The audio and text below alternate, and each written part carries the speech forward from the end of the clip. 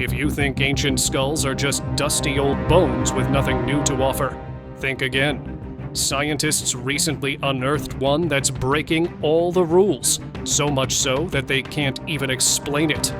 At first glance, it looked like any other fossilized skull from the distant past. But when researchers took a closer look, they found something that didn't belong. It was an entirely new human species. Homo antecessor, also known as pioneer man, was an extinct species of archaic humans that lived during the early Pleistocene, somewhere between 1.2 and 0.8 million years ago. Most of what we know about them comes from fossils found in Spain, particularly in the Atapuerca Mountains at sites like Grandolina and Cima del Elefante. There's also some evidence suggesting they might have been present in other parts of Europe, including England and possibly Italy. The first fossils were unearthed in 1994 at Grandolina, where researchers uncovered bones from at least 6 individuals. In 1997, these fossils were officially classified as a new species by Eudald Carbonell, Juan Luis Arzuaga, and J.M. Bermudez de Castro.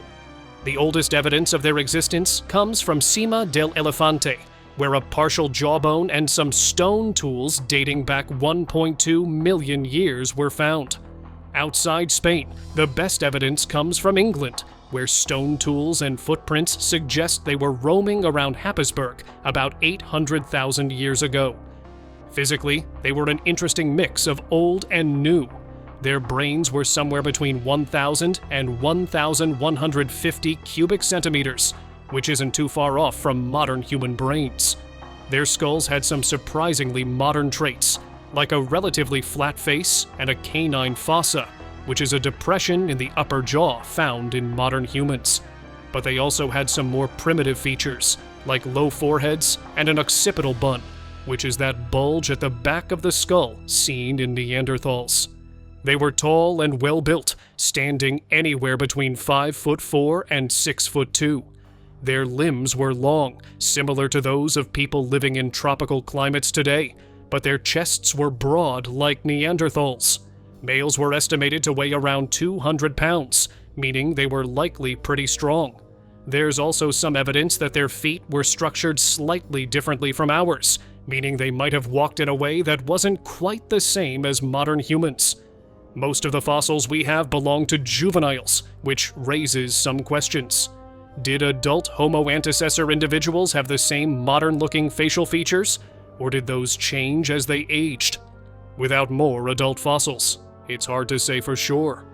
When it comes to behavior, they weren't just wandering around aimlessly. They were definitely using tools, and some of the finds at Grandolina suggest they had relatively advanced tool-making skills for their time. But one of the most chilling discoveries is the evidence of possible cannibalism. Some of the bones found at Grandolina have cut marks on them, similar to the marks left on animal bones that were butchered for meat. That doesn't necessarily mean they were regularly eating each other. Cannibalism in ancient human species could have been for survival, ritual purposes, or even as a way to deal with enemies.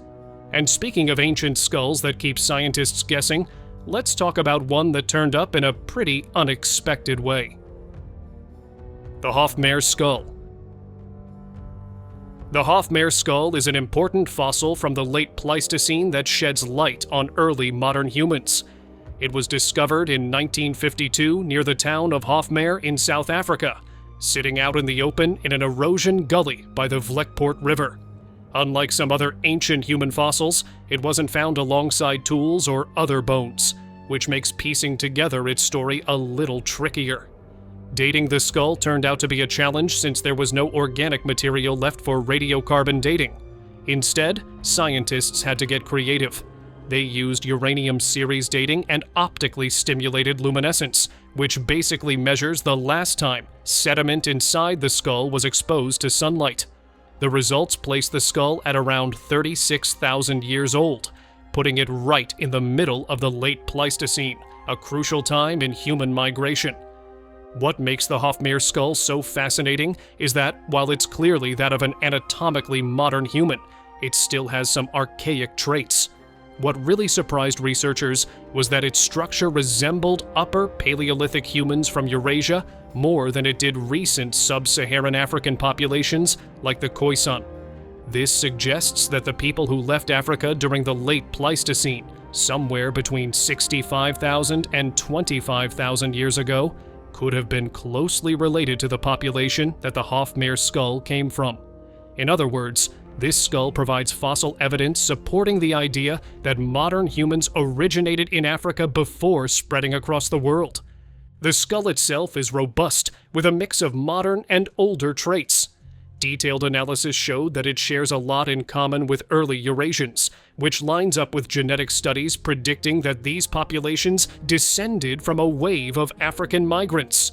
However, it doesn't closely match recent sub-Saharan populations, which suggests that the people who stayed in Africa after that migration may have evolved along a slightly different path. Over the years, the Hofmeyr skull suffered some damage, especially to the lower face, mandibular angle, and the back of the skull. To get a clearer picture of what it originally looked like, researchers reconstructed it using CT scans and advanced 3D morphometric techniques. These reconstructions helped confirm that it belonged to an early modern human with strong ties to Upper Paleolithic populations. The Hofmeyr skull is a rare find because there aren't many late Pleistocene fossils from sub-Saharan Africa, making it a crucial piece of the puzzle when it comes to understanding human evolution. Its discovery helped fill a major gap in the fossil record and backed up genetic models predicting how early human populations moved and changed over time. In fact, its significance was so great that Time magazine named it one of the top scientific discoveries of 2007. And just when scientists thought they had the story of early humans figured out, along came a discovery that turned everything upside down. The Homo naledi. Homo naledi is one of the most fascinating ancient human species ever discovered, and it has completely shaken up how scientists think about human evolution. It was first uncovered in 2013 in South Africa's Rising Star Cave System by Lee Berger and his team. The discovery was nothing short of spectacular. In a hidden chamber deep inside the cave, called the Dinaledi Chamber, researchers found over 1,500 fossils belonging to at least 15 individuals. That makes it the largest collection of hominin fossils ever found in Africa, which is a big deal when it comes to piecing together our evolutionary history. Dating the fossils put them at somewhere between 335,000 and 236,000 years old, which is right around the time that early Homo sapiens were emerging. That was a surprise because it meant that a species with such a small brain was living at the same time as our early ancestors. Before this, many researchers assumed that only larger-brained species were around during this period, but Homo naledi proved otherwise. Physically, they were a mix of old and new. Their brain size was tiny, ranging from just 465 to 610 cubic centimeters. To put that in perspective, modern human brains average around 1,270 to 1,330 cubic centimeters. Their small brain made them more similar to Australopithecus, an even older human relative. Despite this, their skulls had some more advanced traits too, like a sagittal keel, a ridge along the top of the skull, similar to Homo erectus. They also had a flat midface and well-developed brow ridges, but lacked the long skull shape seen in Homo erectus. Their bodies were on the smaller side, with adults standing between 4'9" and 5 feet tall and weighing around 88 to 99 pounds. Unlike some other early human species, there wasn't much difference in size between males and females. Their legs and feet were shaped for upright walking, meaning they were well adapted for long-distance travel on 2 legs. But they also had curved fingers and primitive shoulders and hips, which suggests they were still good at climbing. This means they might have spent time both on the ground and in trees, making them pretty versatile in how they got around. One of the biggest mysteries about Homo naledi is their behavior. Their hands were built in a way that suggests they had good dexterity and could probably make tools, but no tools have been directly linked to them yet. Their teeth show wear patterns that suggest they ate gritty foods, though exactly what was on their menu is still being figured out. But if you think that was surprising, wait until you hear about a skull that was hidden for nearly a century. The Dragon Man. The story of Dragon Man, officially known as Homo longi, is as fascinating as the fossil itself. This ancient skull, one of the best preserved human fossils ever found, has completely shaken up what scientists thought they knew about human evolution. It all started back in 1933 in Harbin, a city in Heilongjiang Province, China. A laborer working on a bridge over the Songhua River stumbled upon the skull, but given that China was under Japanese occupation at the time, he decided to keep it hidden. He dropped it into a well, where it remained a secret for more than 80 years. It wasn't until 2018 that the skull was finally brought back into the spotlight, thanks to the laborer's grandson revealing its location just before he passed away. Once scientists got their hands on it, they realized they were looking at something extraordinary. A team led by Professor Chiang Ji at Hebei Geo University formally studied the fossil in 2021, and they quickly realized that this skull didn't quite fit with any known species. The nickname Dragon Man came from Heilongjiang's name, which translates to Black Dragon River, giving the fossil an appropriately powerful title. Dating techniques placed the skull at about 146,000 years old, meaning this individual lived during the Middle Pleistocene, a time when Neanderthals, Denisovans, and early modern humans were all roaming the Earth. The skull, unfortunately, had been separated from its original archaeological context, so there were no stone tools or cultural artifacts to help scientists piece together the daily life of Dragon Man. Physically, the Harbin skull is a beast. It is one of the largest human skulls ever found, measuring 9 inches long and over 6 inches wide. Its brain size, at around 1,420 milliliters, is well within the range of modern humans and actually larger than most archaic human species. That alone made it stand out, but the real intrigue came from its combination of features. It had massive, almost square eye sockets, a thick brow ridge that was both prominent and gently curved, and low, flat cheekbones with subtle depressions underneath. The nose was wide, likely an adaptation for breathing in cold, dry air. The overall shape of the skull was long and low compared to modern humans, and its robust build hinted at a tough life in harsh northern climates. The big question was, where does Dragon Man fit in the human family tree? Researchers believe this species was powerfully built, able to survive frigid winters, but beyond that, very little is known about its culture, tools, or behavior, since no artifacts were found. What really set Dragon Man apart, though, was that it didn't fit neatly into the existing categories of early humans.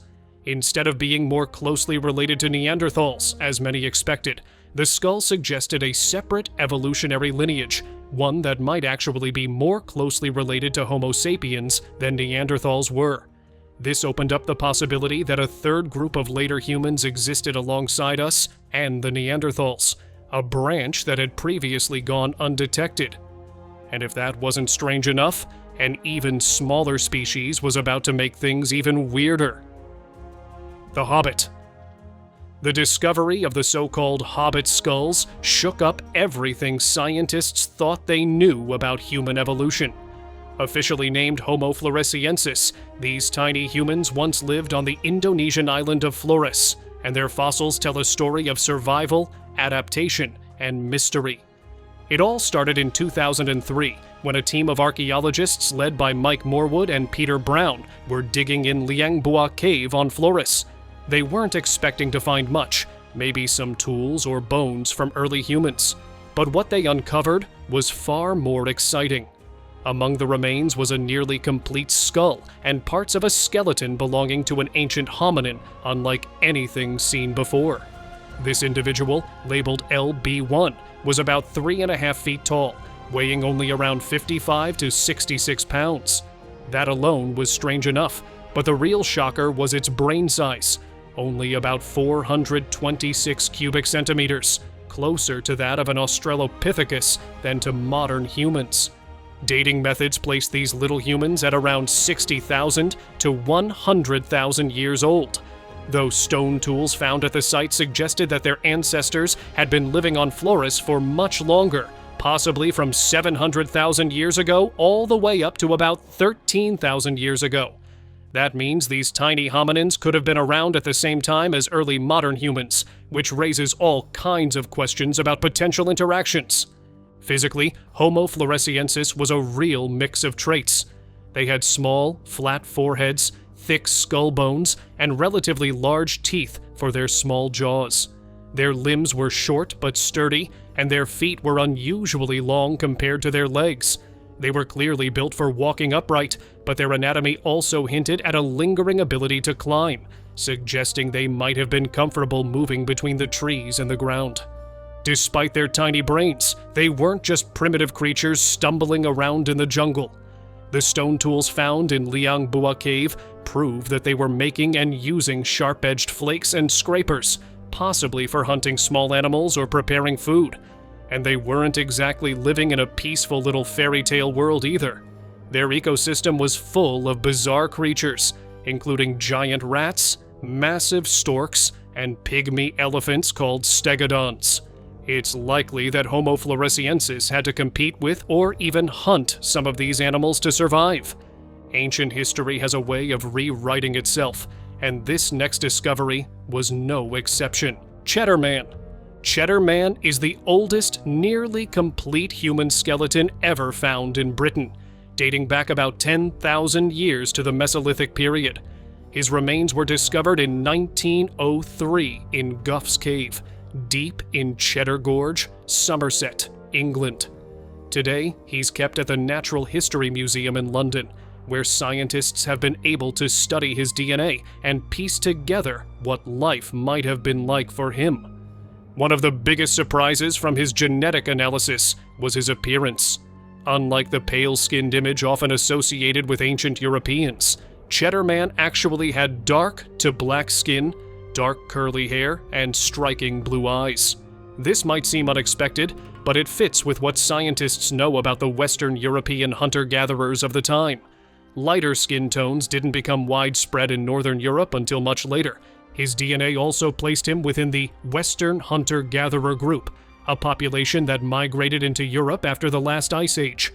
Around 10% of the ancestry of modern indigenous British people can be traced back to this group, meaning that even after thousands of years, some of his genetic legacy still survives. Cheddar Man didn't live an easy life. A large wound above his right eye suggests he may have met a violent end, though there's also evidence that he might have had a bone infection. Either way, he likely didn't die of old age. Scientists have also found that he didn't have the genetic adaptation for digesting lactose as an adult, meaning he lived in a time before dairy farming became common. Asia has produced some of the most intriguing human fossils, and this one definitely stands out: the Dali Man. The Dali Man is one of the most fascinating human fossils ever found in East Asia. This ancient skull, discovered in 1978 in Dali County, Shanxi Province, China, has kept scientists debating for decades because it blends traits of both Homo erectus and Homo sapiens, making it a puzzle in the human evolutionary story. The man who found it, Liu Xuntang, had no idea he was unearthing a skull that would become a key piece in understanding human history. The fossil was initially dated to around 209,000 years old based on ox teeth found at the site, but later studies pushed that estimate back to roughly 260,000 years. That places it right in the middle of a crucial period in human evolution when different hominin species were overlapping and possibly interbreeding. What makes the Dali Man so intriguing is its unique mix of features. The skull itself is long and low, with a rounded back rather than the flatter shape seen in many early humans. A prominent ridge runs along the top of the skull, known as a sagittal keel, which is a classic trait of Homo erectus, but rare in modern humans. Its brain size is estimated at around 1,120 cubic centimeters, which is at the lower end of modern human ranges, but larger than most Homo erectus specimens. That alone suggests this was a hominin in transition, possibly representing an evolutionary bridge between older human species and modern Homo sapiens. Kennewick Man. Kennewick Man, also known as the Ancient One, is one of the most famous and controversial human skeletons ever found in North America. His story began in 1996 when two college students, Will Thomas and David Deasy, were wandering along the Columbia River in Kennewick, Washington. They stumbled upon a skull sticking out of the ground, not realizing at first that they had just uncovered one of the oldest and most debated human remains in history. When scientists got their hands on the bones, they estimated he was somewhere between 9,000 and 9,500 years old. Later, more precise radiocarbon dating refined that estimate to about 8,400 to 8,690 years before the present. That put him in a time long before written history, in a world where small human groups were still adapting to North America's vast and challenging landscapes. Physically, Kennewick Man stood somewhere between 5 feet 7 inches and 5 feet 9 inches tall. His bones suggested a lean but muscular build, the kind of frame you'd expect from someone who spent a lifetime on the move, hunting, gathering, and surviving. His skull had an unusually long and narrow shape with a pronounced jaw, which at first led some researchers to think he didn't resemble modern Native American groups. That assumption sparked a debate about his origins and how early humans populated the Americas. To learn more about how he lived, scientists examined the chemical composition of his bones. Turns out, his diet was heavy on marine mammals, meaning he might have spent a lot of time near the coast, possibly in what is now Alaska. Some fossils change everything we thought we knew, and Lucy was one of them. Lucy is one of the most famous fossils in the world, and for good reason. She was an early human ancestor, part of the species Australopithecus afarensis, and she lived about 3.2 million years ago. Her discovery gave scientists an incredible look at how our distant relatives were transitioning from life in the trees to walking on two legs. She was found on November 24, 1974, in Ethiopia's Afar region by Donald Johanson and Tom Gray. At the time, the Beatles' song Lucy in the Sky with Diamonds was playing during the post-discovery celebrations, so they decided to name her Lucy. Lucy was surprisingly small, standing at just 3 feet 6 inches tall and weighing around 64 pounds. Her brain was also pretty tiny, only about 400 to 500 cubic centimeters, which is around the size of a modern chimpanzee's. While she wasn't the sharpest tool in the evolutionary toolbox, she was doing something that would change the course of history. She walked on two legs. Her pelvis, leg bones, and spine were all shaped for upright walking, making her one of the earliest known hominins to move around like we do today. Cobway Skull. The Cobway Skull, also called the Broken Hill Skull or Rhodesian Man, is one of the most important early human fossils ever found in Africa. Discovered in 1921 in what is now Zambia, it has given scientists a fascinating glimpse into human evolution during the Middle Pleistocene. Miners working in the Broken Hill Lead and zinc mine unearthed the skull on June 17, 1921. Along with it, they found a jaw fragment, part of a sacrum, and some limb bones. The discovery was made by a Swiss miner named Tom Zwiglar and an unnamed African miner. After it was dug up, the skull was sent to England for study and is now kept at the Natural History Museum in London. Unfortunately, the original site, known as Bone Cave, was destroyed by mining, so scientists lost the chance to examine its exact geological context. At first, researchers thought the skull was about 30,000 to 40,000 years old, but more advanced dating methods changed that estimate. In 2020, scientists determined that it was actually between 324,000 and 274,000 years old. Do you think there are other species of humans we don't even know about yet? Maybe there are still more skulls to be found.